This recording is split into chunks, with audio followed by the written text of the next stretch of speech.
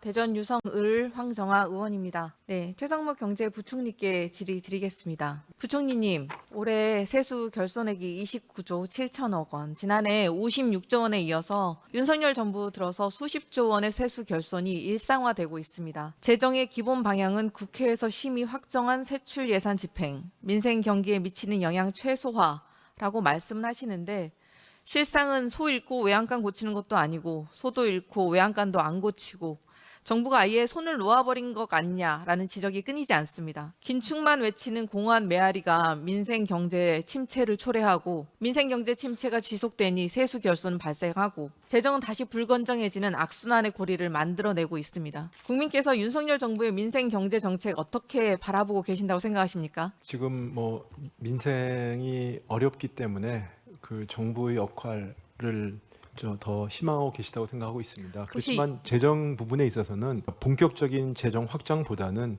그다음에 어려운 층, 취약계층을 중심으로 한 재정의 역할을 강화하는 쪽이 맞다고 생각하고 제가 그쪽으로 좀 열심히 노력을 하고 있습니다.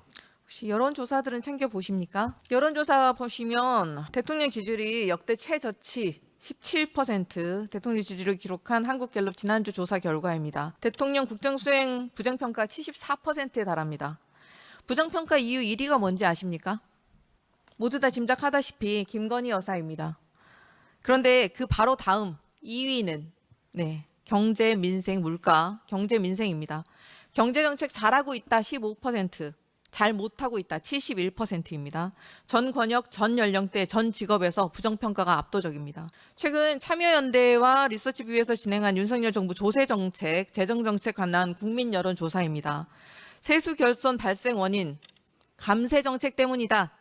55%. 윤석열 정부의 감세 정책은 공정 과세가 아니다. 63%입니다. 그리고 부자 감세, 이거 부자 감세다. 57%. 역대 조사 중 가장 높은 비율을 차지했습니다. 그러면 내수 부진 해소를 위해서 정부 대응은 충분했는가? 충분하지 않다. 63%에 달합니다. 이게 국민 여론입니다. 국민의 평가에 대해서는 어떻게 받아들이십니까? 네, 무겁게 받아들입니다. 윤석열 정부에 대한 신뢰가 없으니 경제가 더 안 좋아지고 있습니다. 3분기 경제 성장률이 전분기 대비 0.1%를 기록합니다. 2분기 역성장률 감안하면 사실상 1분기보다 더 못한 역성장이 지속되고 있다고 보입니다. 내수가 회복세라고 하지만 통계청에서 발표한 9월 소매 판매는 전월 대비 0.4% 감소, 전년 동월 대비로는 2.2% 급감했습니다. 정부는 반등이라지만 각지에서 내수 부진 아우성이다. 3분기 경제성장률 수출 내수 모두 부진하다. 조선일보, 다른 데도 아닌 조선일보에서마저 정부의 낙관론을 질타하고 있습니다. 민생 경제의 한파가 닥쳐오니 고용마저 무너져 내리고 있는데 윤석열 정부 9월 고용동향 15세 이상 고용률 그리고 경제활동 참가율에서 역대 최고를 기록했다며 자화자찬을 했습니다. 그런데 각종 지표를 조금만 들여다보면 상황이 골병이 들어가고 있는 일자리 상황이 보이는 상황입니다. 보시면 통계청 마이크로 데이터 한번 분석해 보셨습니까? 네, 분석한 자료를 봤습니다. 네, 9월 비자발적 실직자 120만 명, 8개월 연속 증가합니다. 그리고 청년 상용직 취업자 수는 전년 동월 대비 18만 6천 명이나 급감했습니다. 청년측 상용직이 21개월 연속 줄었는데 임시직 3만 명, 무급 가족 종사자는 1만 명이 늘어났습니다. 이게 무엇을 말합니까? 고용률의 착시 아닙니까? 질 좋은 일자리는 사라지고 민생 고통에 청년들이 일용직, 임시직으로 내몰리고 있다는 뜻입니다. 윤석열 정부, 문재인 정부를 비난하면서 질 안 좋다고 외치더니 본인들의 일자리 상황이 이렇게 지표로 드러나니까 고용률 역대 최고치라면서 자화자찬해서야 되겠습니까? 부총님 요즘 나오는 기사들 보십니까? LG 디스플레이, 희망퇴직, KT, 희망퇴직, 올해 역대급 실적을 기록했던 기아도 희망퇴직, 한화시스템 희망퇴직, SK텔레콤 기사에 나온 것가 이 정도입니다. 고용이 회복되고 있는 것은 맞습니까? 고용률이 양호한 거는 사실이고요. 다만 저희 정부가 좋은 지표도 얘기하고 그렇지 않은 부분은 같이 얘기하고 있습니다. 그렇기 때문에 지금 그 내용 면에서 여러 가지 지적하신 것들, 그다음에 또 그런 것들 물론 구조적인 변화도 있지만 특히 청년층에 대한 얘기들, 그다음 청년층의 취업심이 늘었다는 얘기들, 그런 부분에 저희가 무겁게 받아들이고 거기에 관련된 정책들을 저희가 나름대로는 여러 가지 마련을 하고 또 그거에 대해 박차를 가하려 노력하고 있습니다. 네, 감사합니다. 경기에 활력을 불어넣어야 할 가장 중요한 또 모세혈관 중 하나가 골목 경제입니다. 자영업자들이 빚을 못 낸 액수인 신용보증재단 사고액이 9월 누적 기준 2조에 육박합니다. 재작년 대비 1조 4천억 원 급증하죠. 사실상 역대 최대 규모입니다. 도소매업의 사고액만 5,700억, 재작년 대비 3.3배 수준 급증했고 음식 숙박업의 경우에 사고액이 6천억이 넘어가서 재작년 대비 4배 수준으로 급증을 합니다. 빚조차 갚지 못해서 처참하게 무너져 내리는 골목 경제 상황 보이십니까? 이게 내수가 회복되고 있는 게 맞습니까? 이거 회복되고 있다는 말씀을 드린 적은 없고요. 네. 그다음에 골목 상권이나 자영업자의 그런 어려움은 저희도 잘 알고 있고 그렇기 때문에 이 부분들은 다만 경기적인 순환뿐만 아니라 구조적인 문제. 그동안 그 코로나를 거치면서 그분들의 빚 채무가 많이 늘었고 또 금리가 올라갔고 그다음에 온라인 이 활발화된 여러 가지 것들이 복합적인 것입니다. 그래서 저희도 그런 부분들에 대해서 그분들의 그 빚을 갚을 수 있거나 아니면 새 출발할 수 있는 부분들, 구조적인 부분을 포함해서 그 다음에 또 경기적인 요인을 해서 여러 가지 다양한 대책들을 마련하고 그걸 갖다가 추진하고 있고 부족한 점이 있으면 말씀 주시면 더욱더 보완하겠습니다. 네, 감사합니다. 게다가 이제 수출 경기는 좋아지고 있다고 발표하셨는데 제조업마저 사고액이 재작년 대비 2.7배 늘었습니다. 현장에서는 코로나 때보다 더 힘들다는 곡소리가 나오고 있습니다. 그러니 더 열심히 분발하셔야 될 것 같고요. 향후 경제 상황도 녹록치는 않아 보입니다. 기업 경기 실사지수, 소비자 동향지수를 합성한 10월 경제 심리지수는 92.5로 전월에 비해서 1.2포인트 하락합니다.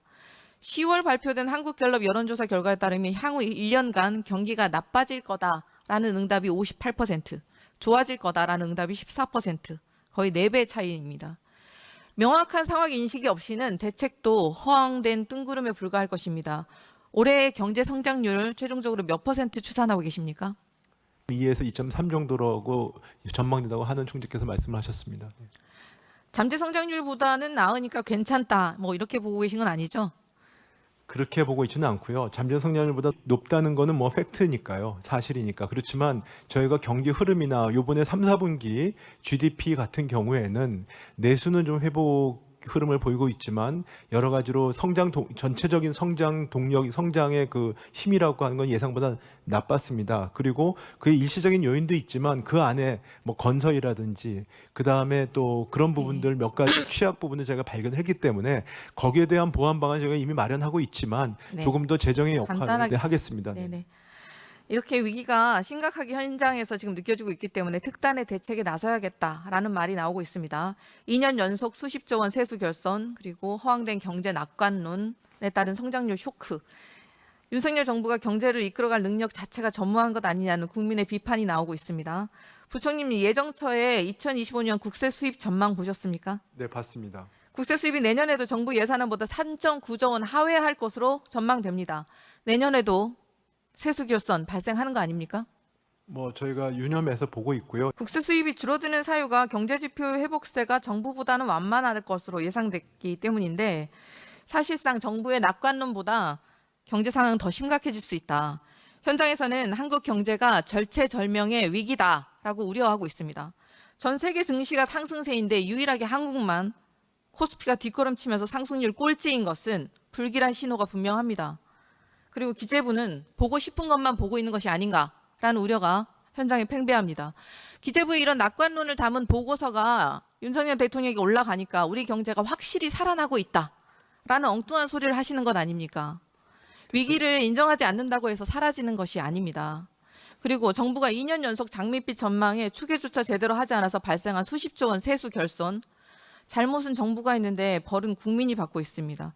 환율 방어막 외평기금 2년째 빼오고 청약통장 재원인 주택도시기금에서 2, 3조 원을 충당하고 지방교부세 교부금에서 6조 5천억 원가량 집행을 불용하는 방식으로 사실상 감액을 했습니다. 추경은 이런 지하에 거부를 하더니 카드 돌려막기처럼 우리가 지금 혈세 리볼빙을 하고 있는 것이 아닙니까? 민생 경제 위기에 국가가 더 나서지는 못할 망정 지역에 줄 돈을 뺏겠다는 게 무슨 어불성설입니까? 부총님 지난 4월 15일 부총리 주재로 열린 회의 기억하십니까? 1분기 신속 집행 추진 현황 및 향후 계획을 그때 발표하셨었어요. 그때 뭐라고 하셨었냐면 지방재정 95조 8천억 원, 지방교육재정 11조 7천억 원 등을 신속하게 집행해서 경제 온기 확산에 기여했다라고 평가하셨습니다. 선거 전에는 돈을 빨리 쓰라고 내려꽂고 선거 끝나니까 세수 결선 났다고 돈을 뺏어가는 것 아닙니까? 언제는 빨리 쓰라고 하고 언제는 불용이라고 하고 국가 재정이 갈 때보다 가볍습니다. 그리고 교부세 교부금 감액이 올해만 이루어지는 게 아니라는 게 더 큰 문제인데요.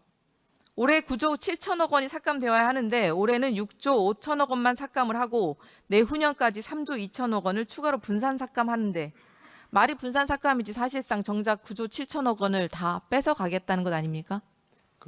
저기 뭐 의원님 말씀하신데 제가 그렇긴 하는데 뺏어가는 거는 좀 과한 표현이시고요.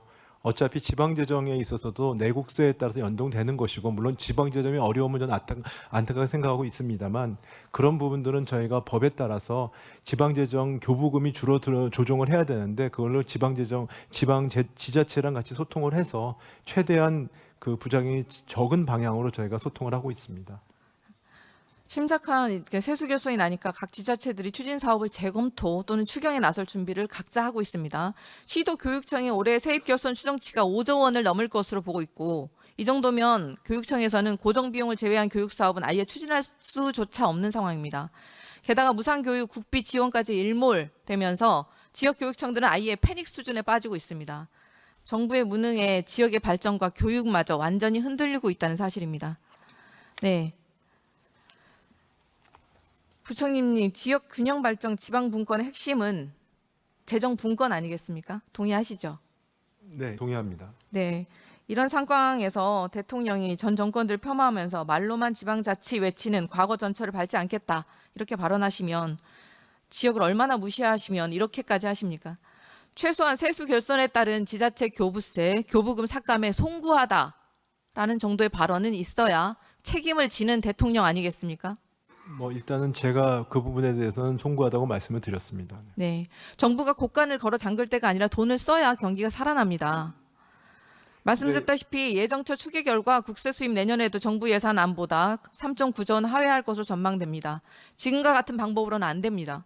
국정 기조 바꾸지 않으면 안 되고 더 이상 피해가 되돌릴 수 없을 때까지 안 되니까 최소한 야당이 요청하는 지역 화폐 등 민생 예산, 민생 회복 예산이라도 반드시 수용해 주시길 바랍니다. 재정이 반드시 역할을 해 주셨으면 좋겠습니다.